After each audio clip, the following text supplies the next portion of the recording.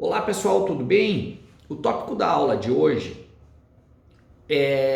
trata das exceções como matéria de defesa. Para isso eu quero lembrá-los que no nosso último encontro ao vivo nós analisamos a resposta do réu, ou seja, como os meios processuais que o reclamado detém de impugnar a pretensão do reclamante. Analisamos a reconvenção e analisamos a contestação. Faltou analisarmos a questão da exceção de incompetência, né? E eu deixei para analisar através de um tópico do YouTube, porque a reforma trabalhista trouxe novidades no que diz respeito à incompetência, sobretudo no que diz respeito à incompetência territorial. Pois bem, quando a gente fala em incompetência, a gente tem que lembrar que a doutrina e a legislação nos demonstram a existência de três tipos de incompetência. A incompetência pode se dar em razão da matéria, em razão das pessoas ou em razão do lugar, também chamada de incompetência territorial. A temática envolvendo as questões conceituais da incompetência, nós já vimos lá na nossa terceira aula, quando ainda estávamos dentro da sala de aula, né? Lembrando basicamente que a incompetência em razão da matéria envolve, por exemplo, uma ação de divórcio na Justiça do Trabalho, né?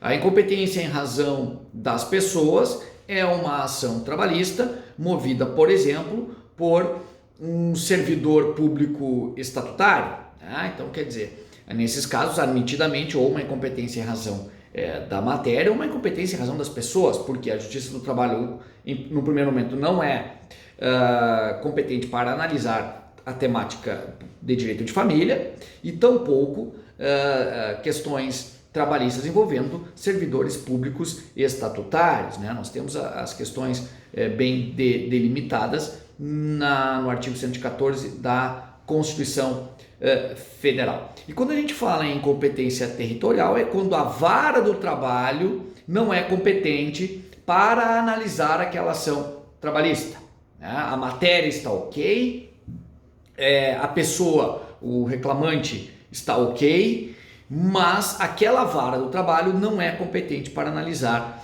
a matéria. Lembrando que a incompetência territorial ela está no artigo 651 da CLT, cuja regra geral é a vara do trabalho no local da prestação dos serviços, né? Bom, nesse caso, né, das três incompetências, nós temos que entender basicamente as diferenças processuais no que diz respeito à defesa, né? A incompetência em razão da matéria, a incompetência em razão das pessoas é uma incompetência absoluta, porque ela vicia todo o processo. E por ser absoluta, ela deve ser arguída, deve ser suscitada, deve ser reconhecida de ofício pelo juiz, lá nos termos do artigo 337, parágrafo 5º do Código de Processo Civil, né? Temos isso, já vimos isso bem claramente, né? Que é uma questão de nulidade absoluta e, portanto, deve ser reconhecida de ofício pelo juiz. E também pode ser suscitada a qualquer tempo e grau de jurisdição pela parte. Mas, quando a gente fala em matéria de defesa, se arguída como matéria de defesa, no momento processual destinado à defesa, ela deve ser arguída, pode ser arguída junto com a contestação. Repito, não precisa ser em uma peça apartada. Pode ser arguída, deve ser arguída junto com a contestação. Em suma, nós temos o seguinte: a incompetência, quando absoluta, ou seja, em razão da matéria ou em razão das pessoas, ela deve ser arguída pelo juiz. Não reconhecida de ofício pelo magistrado, cabe à parte arguir. Bom, por ser absoluta, não está restrita à contestação. Eu posso arguir por uma simples petição ou até mesmo após a defesa. Mas, se arguída como matéria de defesa, deve ser arguída no bojo da contestação. Vocês verão isso na matéria de estágio no próximo semestre, mas, via de regra, se argui, se levanta essa questão numa preliminar dentro da contestação. Um pouquinho diferente é a questão envolvendo a incompetência territorial. Aqui nós temos um caso de nulidade relativa. Por ser nulidade relativa, sujeita à convalidação, não cabe ao juiz declarar de ofício, senão mediante requerimento da parte. E como se faz esse requerimento? Bom, não pode ser a qualquer tempo e não pode ser a qualquer modo. Por quê? Porque a legislação trabalhista, especificamente no artigo 800, cuja redação foi dada pela reforma trabalhista, trouxe uma sistemática própria para a arguição de incompetência territorial. Observem aqui. A incompetência territorial deve ser arguída em peça própria no prazo de 5 dias a contar da notificação. Isso é uma questão muito importante, é um novo formato à exceção de incompetência dado pela reforma trabalhista. Observem, colegas, né? Como vocês bem sabem, a defesa deve ser arguída, a contestação e a recompensação devem ser anexadas aos autos no sistema do peticionamento eletrônico, do processo eletrônico, até o dia da audiência, ou se não, pelo princípio da oralidade, no prazo de 20 minutos, na própria audiência, né? Então, quer dizer, você tem até a audiência para protocolar a sua defesa pelo sistema do PJE, ou então utilizar-se do princípio da oralidade, aduzindo a sua defesa no prazo de 20 minutos, né, na própria audiência. Com a exceção da incompetência, com a incompetência territorial, isso não ocorre.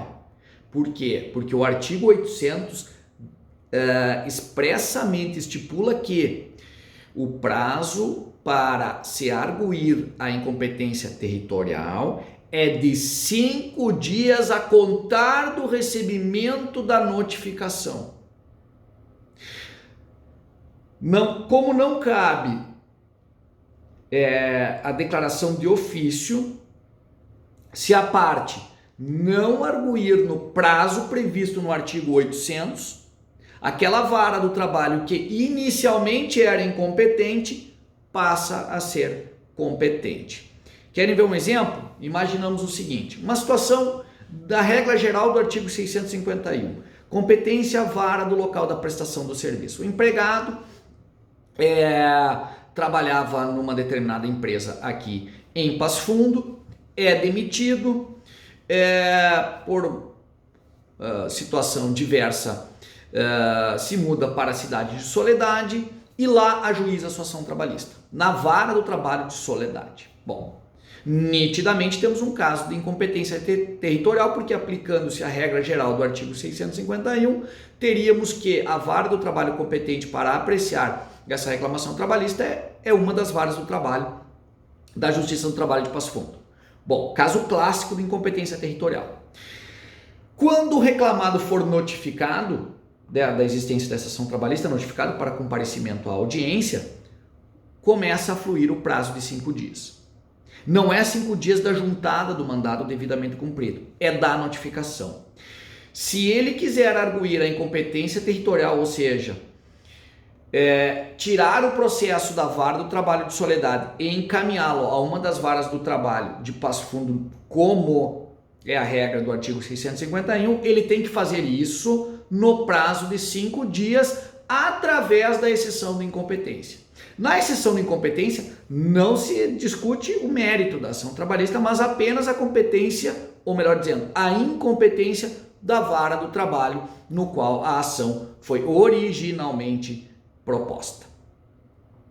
certo? Então nós temos, desde a reforma trabalhista, nós temos essa nova sistemática no que diz respeito à arguição de incompetência territorial. Em suma, peça própria no prazo de 5 dias a contar da notificação. É o que reza o artigo 800, que eu vou fazer uma rápida leitura para vocês.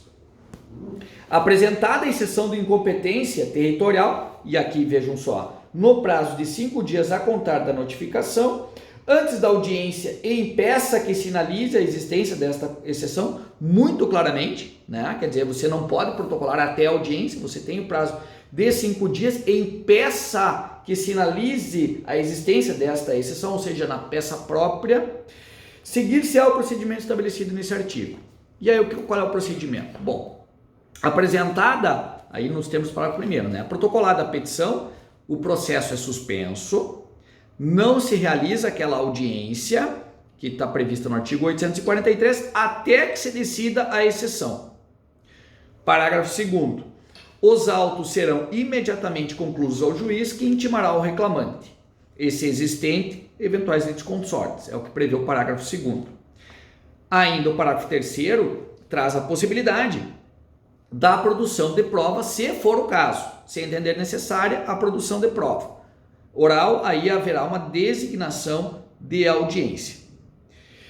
Parágrafo 4º, decidida a exceção de incompetência territorial, o processo retomará o seu curso com a designação da audiência e apresentação de defesa e instrução processual perante o juízo competente. Então, o processo só retomará o seu curso natural após o julgamento dessa exceção. Aqui nós temos que lembrar algumas situações que são importantes, né? Bom, afinal de contas, nós temos que lembrar que no processo do trabalho temos um princípio muito incisivo e clássico, que é o princípio da irrecorribilidade imediata das decisões interlocutórias. Então, como é que funciona na questão envolvendo a exceção? Bom, nas questões envolvendo a exceção, nós temos que dar uma olhadinha no parágrafo 2º do artigo 799. Das decisões sobre exceções de incompetência, de suspensão e incompetência, salvo quando a estas se terminativas do feito, por exemplo, julgar procedente uma exceção de incompetência em razão da matéria das pessoas, não caberá recurso, podendo, no entanto, as partes alegá-las novamente no recurso que couber da decisão final. Então, se a decisão não for terminativa do feito, ela, por ter o caráter de decisão interlocutória, não demanda a possibilidade de recurso imediato pela aplicabilidade do princípio da irrecorribilidade imediata das decisões interlocutórias. E no que diz respeito à exceção de incompetência territorial, eu lembro da súmula 214, também, que diz muito claro aqui: decisão interlocutória, irrecorribilidade. Na Justiça do Trabalho, nos termos do artigo 893, parágrafo 1º da CLT, as decisões interlocutórias não ensejam recurso imediato, salvo nas hipóteses de, e aí eu vou direto para a terceira hipótese, C, que acolhe exceção de incompetência territorial com a remessa dos autos para tribunal regional distinto daquele a que se vincula o juízo excepcionado, consoante disposto no artigo 799, parágrafo 2º da CLT. Então, quando se fala em competência territorial, nós temos uma decisão interlocutória sujeita ao princípio da irrecorribilidade, cuja possibilidade de recurso só existe quando julgada procedente a remessa para outro tribunal regional do trabalho. Por exemplo, o sujeito ajuizou uma ação trabalhista na vara do trabalho de Soledade, Tribunal Regional do Trabalho, 4ª Região. O reclamado argue, através de uma exceção de competência territorial, que a vara do trabalho competente é a vara do trabalho de Chapecó. Essa exceção é julgada procedente.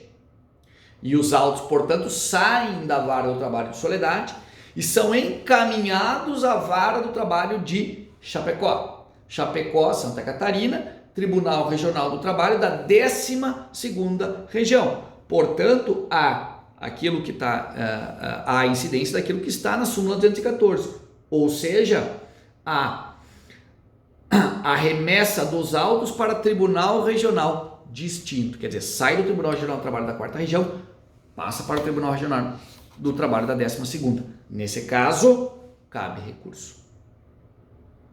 Se não, regra geral, decisão interlocutória, irrecorrível pelo princípio da irrecorribilidade imediata das decisões interlocutórias. Certo, pessoal? Então, com a análise das exceções, eu encerro aqui a matéria relativa à resposta do réu.